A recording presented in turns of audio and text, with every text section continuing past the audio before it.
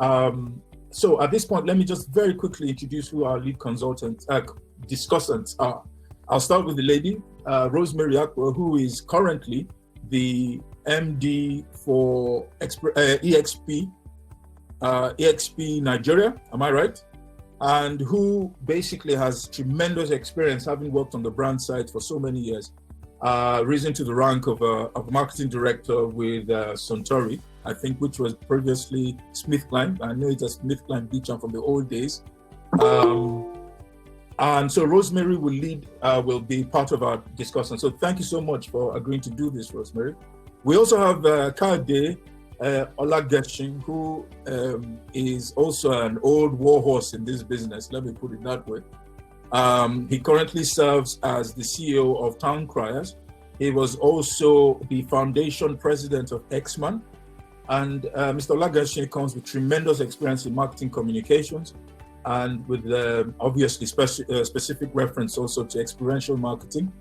And so we're very grateful to have him, and we will look forward to listening to what he has to say. We also have Mr. Tunji Adeyinka, who is the group managing director of Republicom. I hope I got that right, Tunji. Which is now a group structure which kind of oversees brands and assets within the marketing communication services space. Tunji again has tremendous experience across marketing services, brand management, B2B marketing. Even I started life as a copywriter. So Tunji, thank you so much for doing this. We're looking forward to listening to your own conversation points later on. I don't know if I've missed anyone beyond talking, also introducing, I don't think he's in yet, but Girish Sharma will join us, I think, at 11:15 to give us basically what I would like to refer to as the client's point of view. Girish is the CEO for Colgate Nigeria, which is a JV between the Tolaram Groups and Colgate Palmolive, and serves as Group Marketing Director for the Tolaram Group, who are unarguably perhaps one of the most successful marketing companies in Nigeria. They've got a lot of track records across a lot of brands that they work for and work with or develop in winning in the marketplace. So Girish will speak to a few things which we will have to talk about later on. How am I doing for time? I've got a minute more before I pass on to Tade. So once we do that, if you go into the slides, sorry, I beg your pardon, the document I sent you, you will find the agenda. We will move in batches, basically. After having looked at what I refer to as the macro issues, we will then look at the meso issues, which are a bit more specific to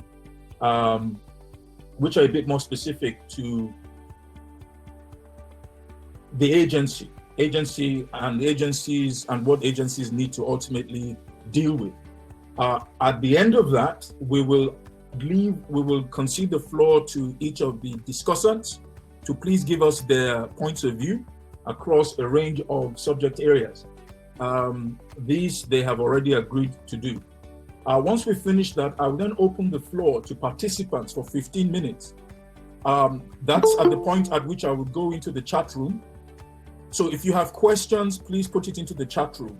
If you have, all you need to do is type question and then write in your question. If you have a comment, you put comment and then write in your comment. And what we will do there is concede the floor to a few of you to then perhaps ask your questions or make your comments. We will run that for 15 minutes and then we will pass on back to the discussants to now go to the second stage of the conversation, which will be the countermeasures. The countermeasures, which will be between 12 and 12:30, will be, quite honestly, the workshop, if you will, because this is where we'll expect our lead discussants to give us ideas, suggestions, and to ultimately give us their points of view with respect to how we will deal with certain issues. Our countermeasures will be driven along the lines of short-term countermeasures, medium-term countermeasures, short-term being 1 year, medium-term being anything between 1 and 3 years. And they will give these possible countermeasures across economy, that will be led by Mr. Olageshin. They will Tunji Adeyinka will speak to the issue of experiential marketing industry, and Rosemary Akpo will talk to us about what agencies can do as micro players within the industry to deal with the reality, the post-COVID reality. Having said that, permit me to now very quickly concede the floor to Mr. Tade Adekunle. So Tade, please, you can put your mic on just to give us very quick opening remarks. Hey, thank you very much, Rotimi, and thank you for this initiative. It's quite a good one for us to also join the debate which has been going on in various fora on this COVID-19 and post-COVID-19. Good morning, my dear colleagues and friends. As we are all aware, really, the challenges are enormous, and it will have a very great effect on our industry. What we do, activation, experiential in the area of events. So gathering people together will take a while because of social distancing. And we also know part of the challenges we are also going to face is first quarter is gone without virtually minimal income, because April in our kind of industry is when the year actually picks up. And the second quarter, as we are seeing it right now, we also suffer because even if you have a PO or projects, most of them have been cancelled right now.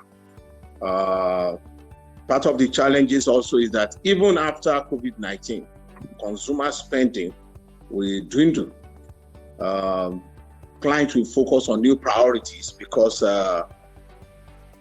budgets we should know will be rejigged.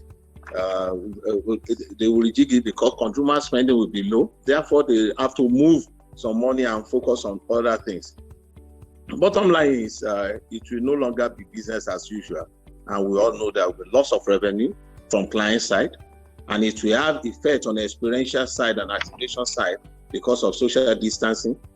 So in talking about these challenges also, we also then need to then say, and the planning needs to start from now, not after COVID-19, in my own opinion, that we can turn these challenges to opportunities, to something positive, and start thinking of how to reinvent our various organizations to still remain relevant to our various clients, and for them to see us that we are still relevant.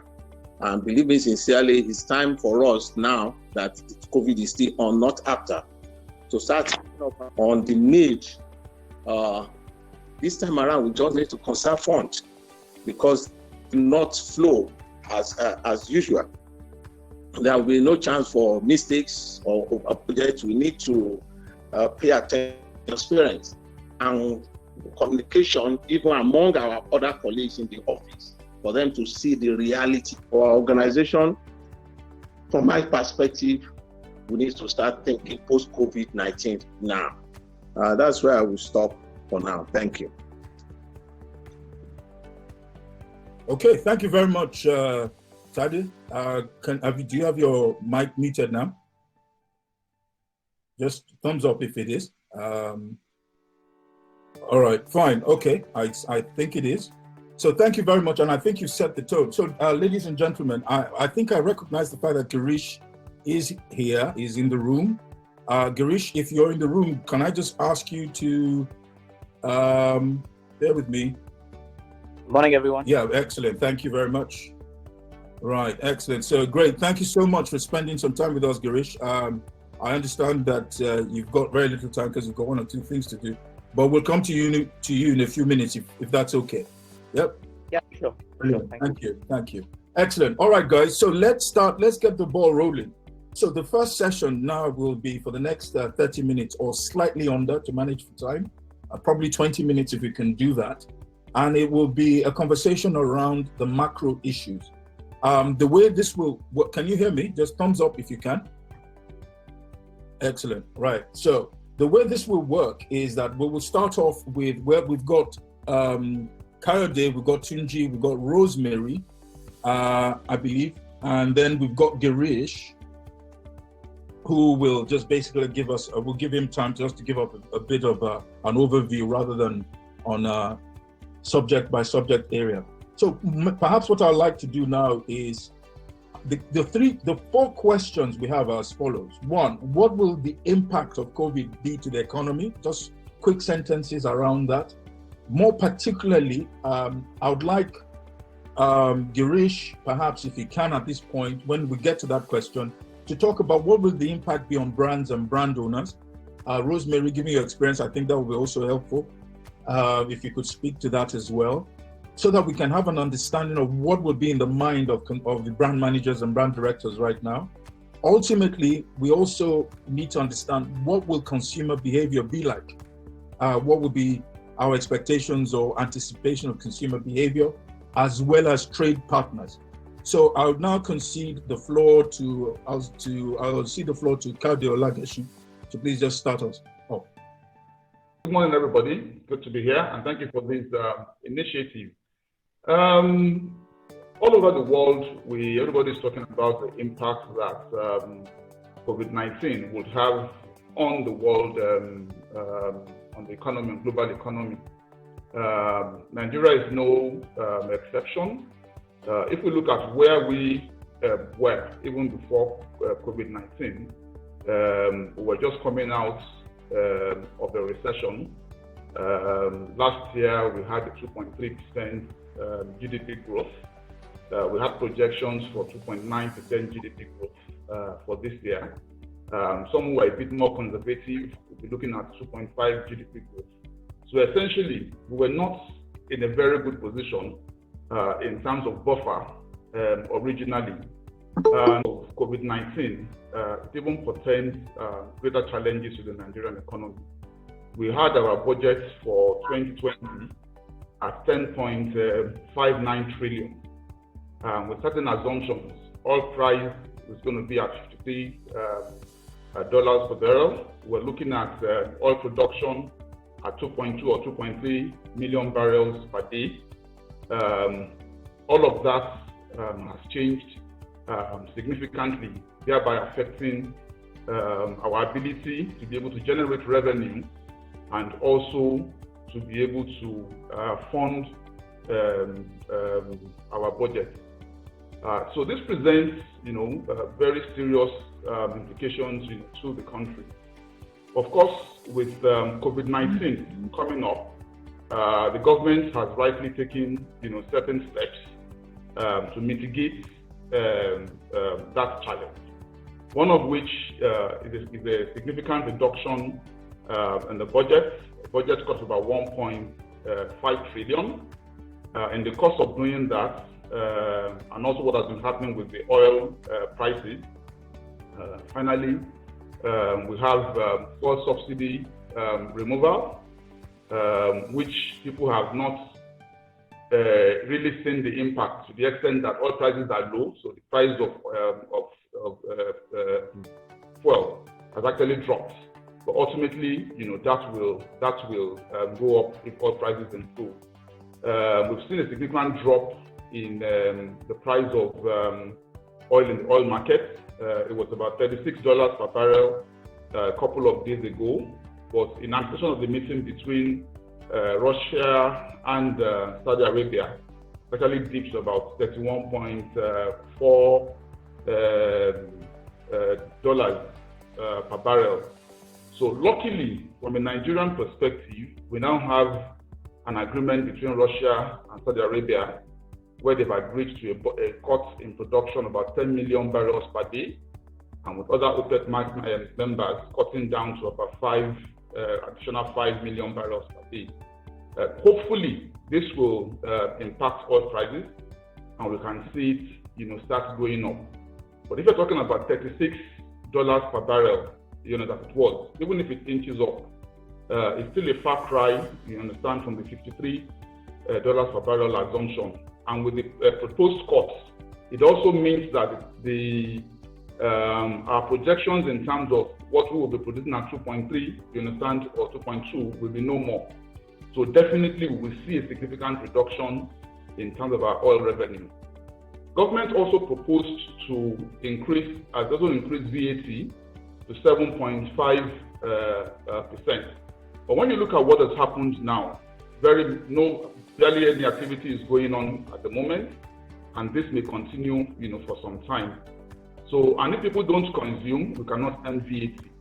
So ultimately, it would also impact government's ability to spend, to fund the budget.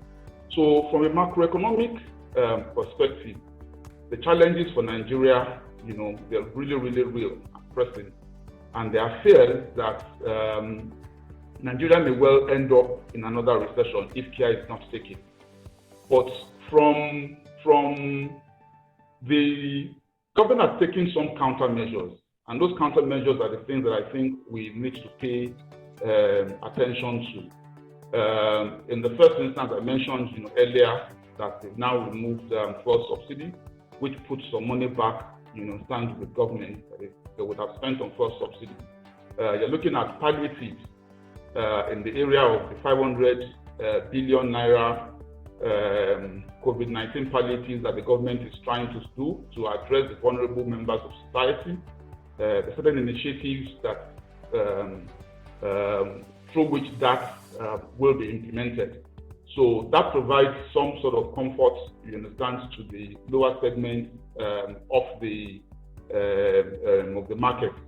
But essentially, and you also look at governments, trying to bridge the gap with a loan of about $6.9 billion that would come, from the World Bank, the IMF, and the African Development Bank. All of these are very, very good because really, where we are now, the government needs to spend, and such spending would help in stimulating the market. Corporate Nigeria and consumers, need to spend. From the government's perspective, I believe this is the time for them to free up cash and ensure and encourage people to spend. This, of course, can be done through the appropriate fiscal and monetary policies. On the monetary side, the CBN can look at various instruments, interest rates, to sort of ensure that to affect the amount of money in supply, we need to just have money out there. And then from the fiscal perspective, government is already looking at some sort of maybe tax holiday or some other initiatives to at least ensure that they free up cash for organizations to be able to spend. If those sort of measures cascade, to the major players, the advertisers, in the market, then of course there is some form of optimism that would encourage, some of our clients to also be able to say, let's go on ahead with our programs. And of course, such spending would also impact many businesses, of which our sector is also one of them. So really, the way out of this, from the government cascading down to everybody, is that we need to spend our way out of this challenge. A lot will depend on how long this lasts. There is some hope, belief that if this inactivity that we have right now ends, for instance, and that is very, very optimistic, by April, and we start seeing a return to normalcy by May. The first quarter is already gone. The second quarter, even if we just marginally have a marginal growth, then we can begin to look at recovery properly from Q3. So pent-up demand of the lack of activity over from March into April, possibly into May, can then drive activity in such a way that we see some measure of growth in the third quarter. So that is just it from a macroeconomic perspective. Challenges are there, but if we do the right things and take the right measure, and with government on our side, and we can bring this to a halt in good time, then perhaps we can still recover this year. We may not be able to achieve 2.9% growth projection, anymore, but if we are able to at least, end up at about 2.3% growth, then that will not be a bad idea. Unemployment is where there is a big issue. And that's where I think one area that I feel the government, still needs to give consideration to is in terms of what sort of palliatives and supports do they have for SMEs, because that's where you have the bulk of employment.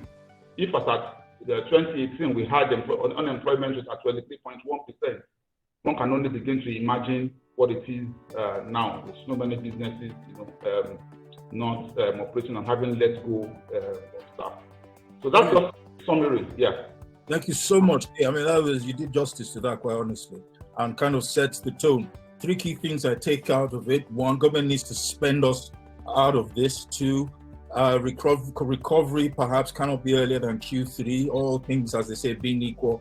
And the big elephant that will still be in the room is unemployment, and how and what government is going to do to try and deal with that. And that clearly makes a lot of sense.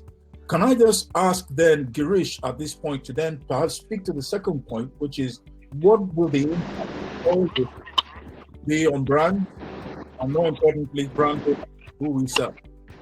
Girish, good morning. All right. Morning, everyone. So I think these are indeed challenging times, and I as a brand owner, I think there are lots of things that we will all learn in the process. I think clearly there is big economic impact on this, and I think the biggest thing as brand owners that we should be looking out for is now there is going to be a big shift in how household consumption or household was actually consuming products and even services. So I think there's going to be a big shift there. So that is something I think brand owners and brands need to start bracing up for.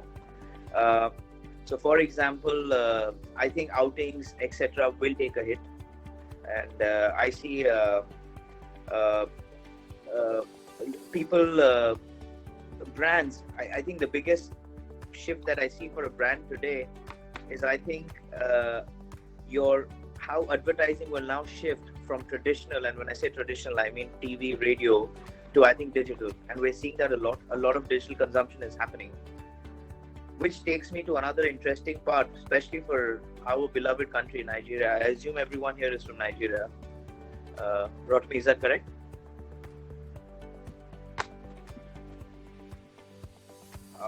Sorry, I didn't. Yeah, sorry, I didn't. Yes, yeah.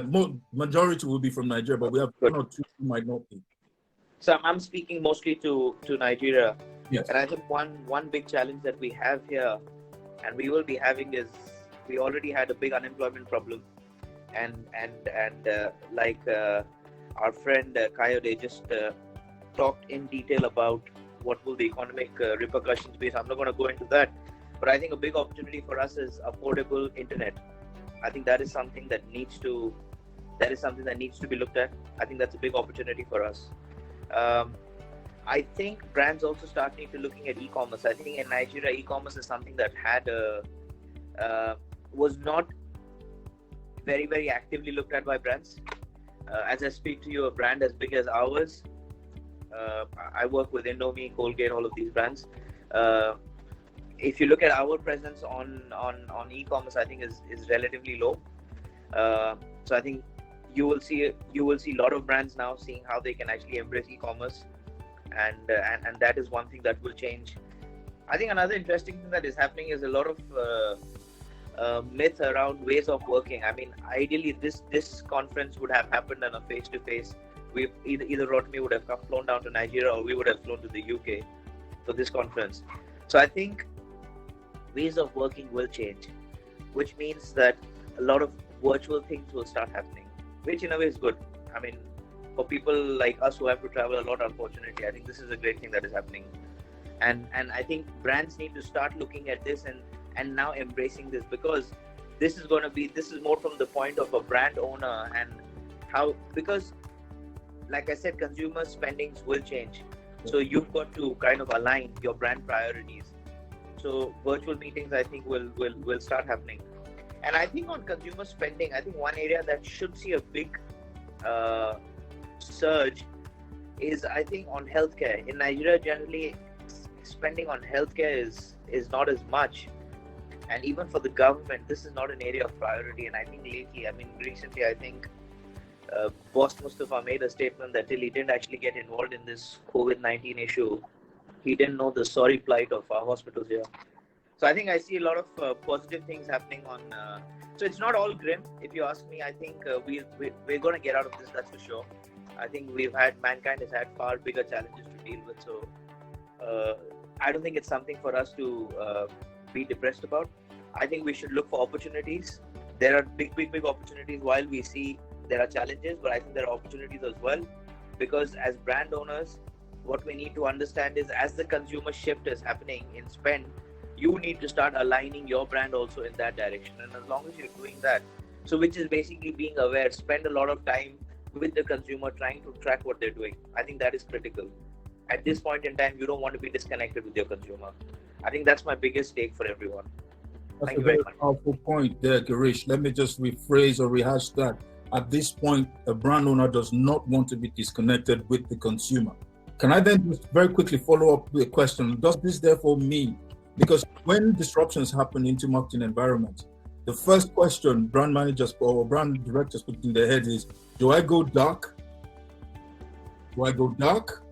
Or do I spend my way out? Do I spend more? What's your philosophy? So we as a group, I think our philosophy has always been, I think this is a time for an opportunity, because I think at this time, the general tendency is let's go dark. So at this point in time, we would generally not go dark. However, traditionally, because of COVID, a lot of BTL, because at this time also one thing that you will be seeing is Nigeria typically, for brands that have been very successful, are more skewed towards BTL. Now with this challenge coming in, be careful about how your BTL engagements are. Because for example, you don't want to do activities where you crowd a lot of people. Yeah. So you've got to be very careful. Sorry? No, carry on. It's someone just came in. Okay, so you've got to be very careful in terms of that. So like I said, if you're aware of what you're doing, you're going to start seeing activities where your brand can actually get benefit. And like I said, at this point in time, if you're not looking at digital, then I think it is something that you should look at very, very strongly. Because in Nigeria, typically, for very, very big brands also, I don't see digital being more than 10% of their budgets. I think in this 1 or 2 or 3 months, I think that will see a big shift. And I think that will continue in the longer term. There's been a massive spike in digital, even in a society like the UK where, you would typically expect digital to be high. And so you're absolutely right about that point. I would speak to some other points later on, which taps into what you said about the consumer and the fact that the consumer is changing. So, and it's a great segue. Can I then ask Rosemary, could you have anything to contribute to the conversation around the point brand owners and how they will respond? And then you can take it further to talk about what will be happening to the Nigerian consumer or the West African consumer. Okay, thank you, Rotimi, for convening this session. I think I will not dwell on the points that have already been mentioned, but there are a couple of things that I think we also need to consider as we look at how brands and owners will react to the crisis and to what's happening. Kayode spoke about how we were just coming out of a recession, and it's quite possible that post-COVID, we might be looking at another one. He also spoke about the fact that there will be lowered spending. Once there is lowered spending, or there's an impact on disposable income, what it means is that brands are earning less. Once brands start earning less, one of the ways they react is that they modify their priorities. So what you're going to see is that a lot of brands will modify what their priorities are. There are many brands will look at their brand plans for the year and modify it to reflect the reality of what they are facing today. I also want to look at this from the agency angle and how we should be reacting. If you just think about the fact that not all brands are impacted to the same level, then you will know that it's not a hopeless situation. So remember, there are opportunities, even in the midst of the possible recession, possible lowered earnings, lowered disposable income, but also impact on brands. there will still be brands that are not as impacted as some other brands will be. So what we need to think about is, our cheese is moving or has moved. Should we move with the cheese, or should we remain where we are? Those are some of the things that I want to contribute. From a consumer angle, I think Garish touched on that, and that's a really, really important point. We must keep our eyes on where the consumers are at. We can't do things the way we've always done them. And same for agencies, it applies to brands as well. We can't do things the way we've always done them. The wise thing to do is to look at consumers and say, what are their habits and behaviors today, not what they used to do, so that we are realigning our own priorities to match where consumers are at. One thing that I know for sure is that people will spend differently, more on essentials, because survival will be their priority number one. So luxury goods may see a decline on what's the word now? On how much people consume them. People will focus on things like healthcare. Obviously, if you're not well, or you have a child who's not well, luxury, a Gucci bag will not be your priority number one. So essentials will be essential commodities. Survival will be priorities from a consumer spending point of view. Those are the points that I wanted to add over and above what had already been mentioned. Thank you so much, Rosemary. I think there was something here you said which was very profound. You said our cheese is moving, and we must keep our eyes on where the consumers are. In reaffirmation of the point that Girish made. I also kind of think that a very important point we must quickly tap into and not forget is that once brands start to earn less, which fundamentally means there's a disruption to their flows, they ultimately are going to start to shift their priorities. And that happens from an organizational standpoint by brand plans changing. So what that means that, and I don't know whether this is being captured by people out there, but what that means is for brand teams, account management teams, account planning teams need to understand that perhaps one of the very early things that we can do is to get involved in the conversation that the brand teams are having as they are now starting to change brand plans. And they would help. I've always used to say to my guys that the most important thing that the agency can do is to tell them who the customer is, who the consumer is. You can't know the brand better than the brand manager, but you must know the consumer better than him, So maybe that's the point that you have made there. Thanks so much. Let me then also concede now, they see the floor to Tunji Adeyinka to just wrap this part up in terms of the brand, particularly consumers, trade partners. Tunji, if you don't mind, to give a little more emphasis with respect to trade partners, and then to bring it in gradually to marketing services agencies. Okay?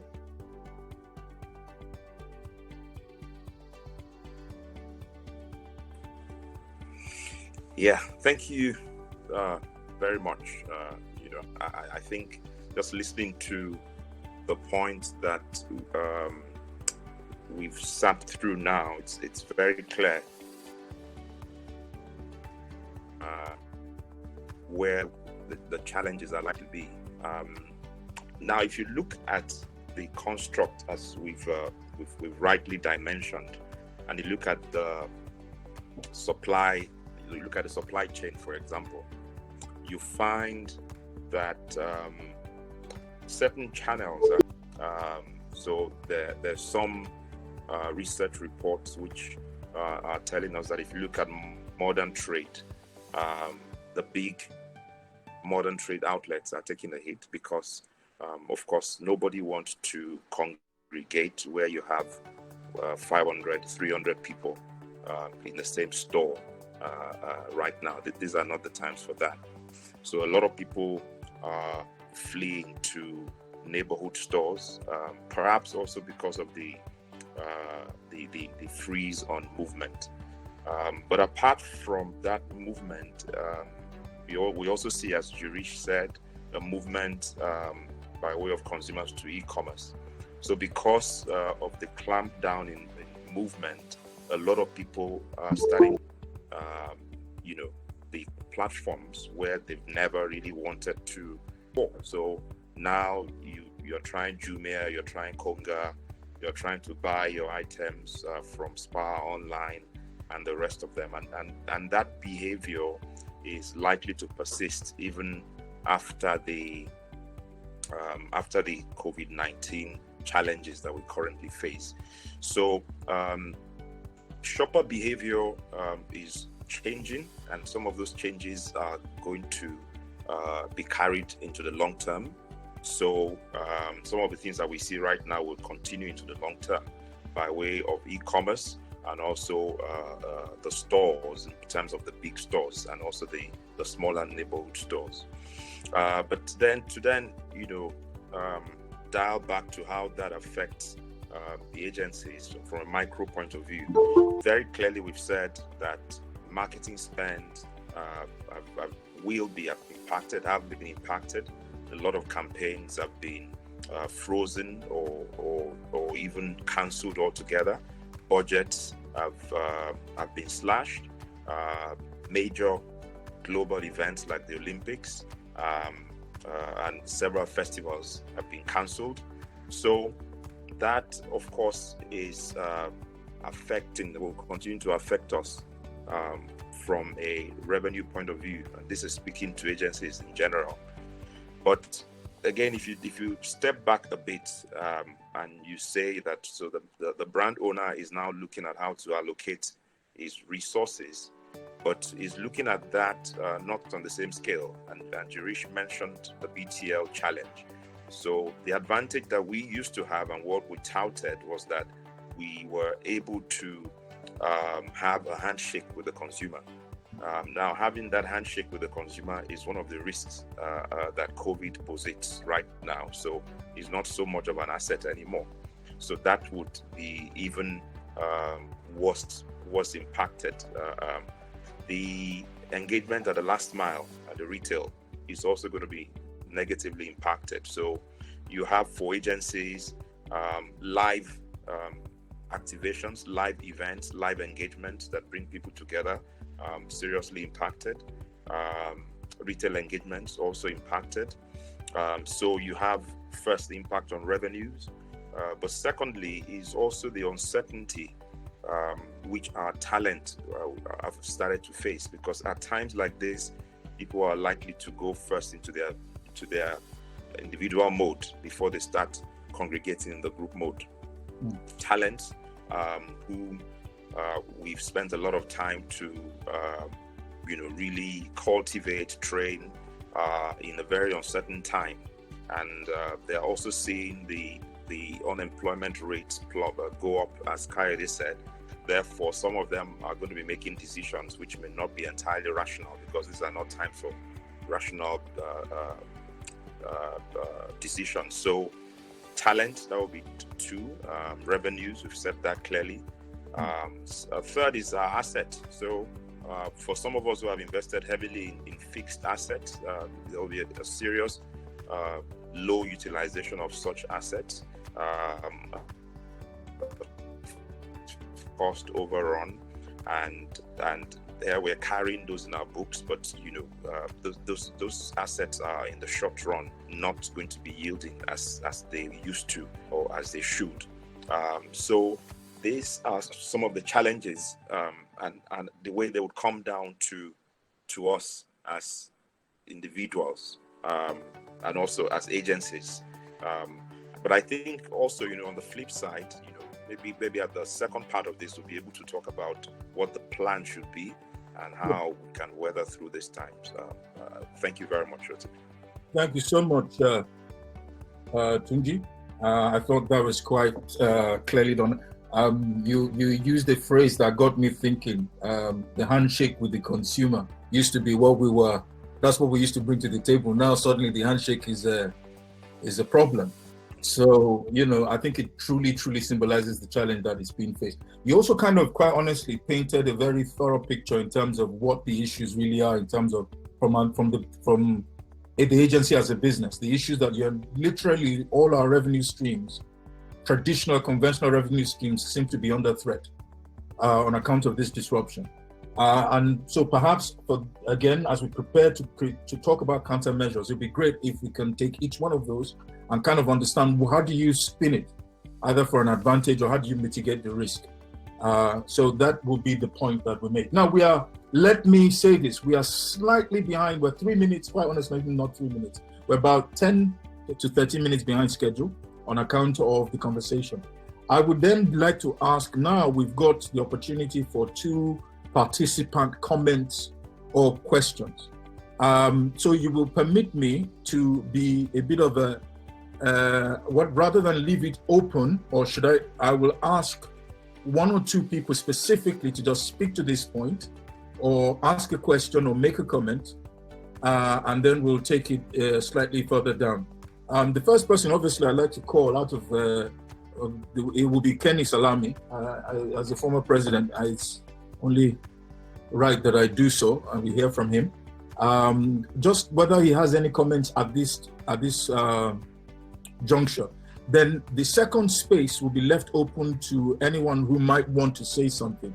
If you do want to say something, please go into the chat room and just very quickly type either comment or question, and we will take that. So we have 2 comments or questions, and the first space will be considered, or will be ceded to Kennedy Salami, who is the former president of X-Man and the current CEO of Ideas House. Kenny? Good morning, everyone. I think for me, I've listened to this session so far. It's been well put together. And I've also had the opportunity to be in 1 or 2 other sessions earlier on in the week, talking about the same thing of COVID-19. How do we get out of this mess that we're all in? The first thing I want to share is around a research study that was done, and 2,723 respondents. I think it was handled by PwC. And one of the things that came out instructively in that research study, which for me was actually a good signal, is the fact that 74% of business owners mentioned that they would not be laying off staff in Nigeria. And it got me thinking. The first thing was, okay, what could be leading up to this kind of decision? And these were decisions made by CEOs and general managers. And the first thing that came to my mind is the fact that, number one, I think our culture in this part of the world is very different from other climes. Because when you look at the statistics, you see America losing 16.6 million on unemployment ladder. There's a tendency for us to panic. However, this has kind of rebuffed that kind of hypothesis. So I was quite pleased. The second one, it's around how our businesses are structured in this part of the world. The typical business that was surveyed, 30% of their staff were in general management capacity and above, and 70% were the lower guys. So if they're to release people, it's the lower guys, typically. However, what they're earning is incomparable to what is being earned by their subordinates or their counterparts in other countries, because labor is quite cheap. So it really won't have that much of an effect. So again, I was quite pleased.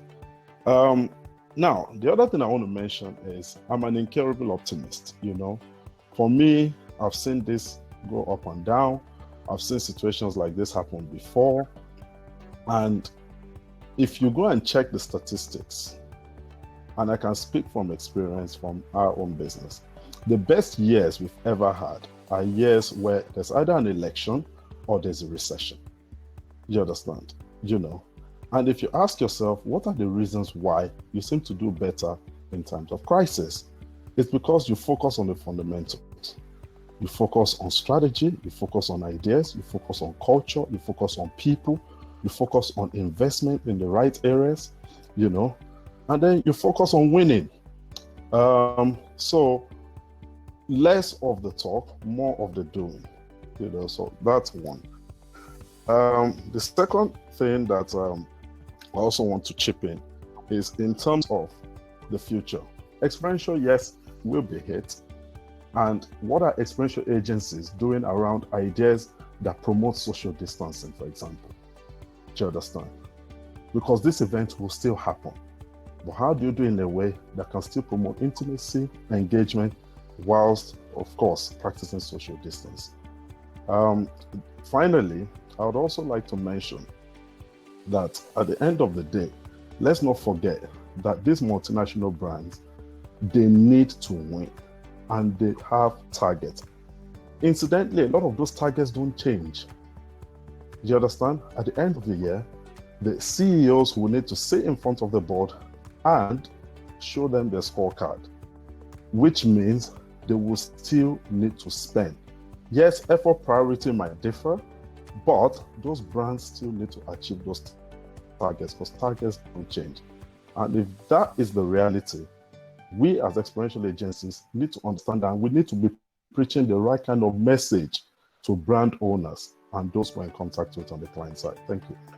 Excellent. Thank you so much, Kenny. Great, very interesting point of view.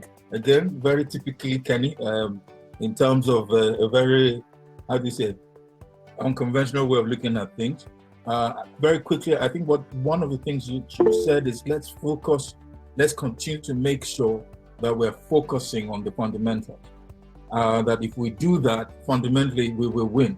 Also, we need to find how to promote intimacy while also promoting social distance. So, and I'll speak to that later on when we come to countermeasures, because there's research that's been done, and in preparing for this, I kind of went through what's happening all over the world, and basically seems to be that certain themes are actually coming out. For one thing, consumers around the world are saying, no, brands, don't run away. This is when we need you most. In other words, the kind of messaging that we put out at this time is perhaps more important than not putting out a message at all. The question then is, how does that message translate into out of home, which is where we normally traditionally show up? So while it is true that in-home channels and touch points will become more and more important, the out-of-home conversation still needs to happen. So that's part of what we need to think about. I think the other reality point check that you gave us, which is very pragmatic, is this. Targets will tend to remain the same, and brands will still have to achieve. Yes, they will be spending adjustments, but the fact still remains that they've got to win. Our job, therefore, I think, as you say, is to make sure that we're able to convince brand managers that we have something to offer.